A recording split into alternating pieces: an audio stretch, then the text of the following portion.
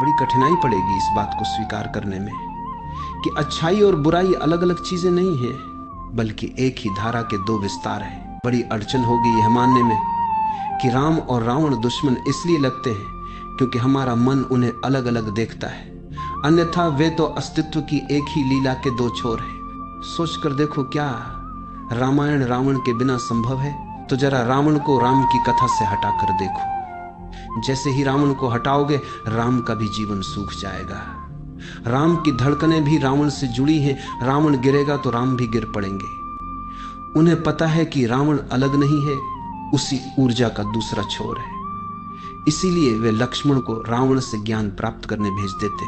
दोनों का अस्तित्व ही एक दूसरे पर टिका हो तो उन्हें शत्रु मानना सिर्फ हमारे मन की गलती है। वे तो एक ही खेल के दो हिस्से हैं और दोनों बराबर अनिवार्य हैं। कैसी अजीब बात कर रहे हो? वे तो विरोधी हैं, तभी तो युद्ध हुआ। मन कहेगा अगर वे एक होते तो संघर्ष कहां से आता? लेकिन जरा फिर से सोचो, अगर सचमुच रावण राम का शत्रु था तो रावण को हटाते ही राम और भी उज्जवल होकर प्रकट होने चाहिए। अगर रावण अड़चन था तो उसके जाते ही राम की पूर्ण खिलावट हो जानी चाहिए। पर होता उल्टा है। जैसे ही रावण को पूरी तरह हटा दो, तुम्हें ये भी पता नहीं चलेगा कि कभी राम थे भी। और यही स्थिति उलटी दिशा में भी है।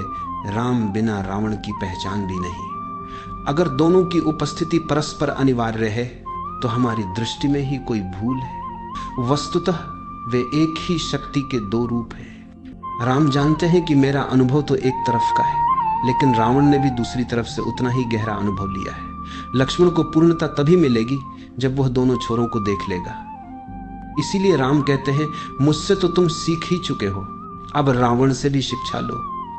उसका अनुभव भी अद्वितीय है, दूसरी दिशा से आया है। यदि तुम केवल मुझे जानोगे तो अधूरे रह जाओगे। मुझे और उसे दोनों को जानो, तभी अनुभव समृद्ध होगा।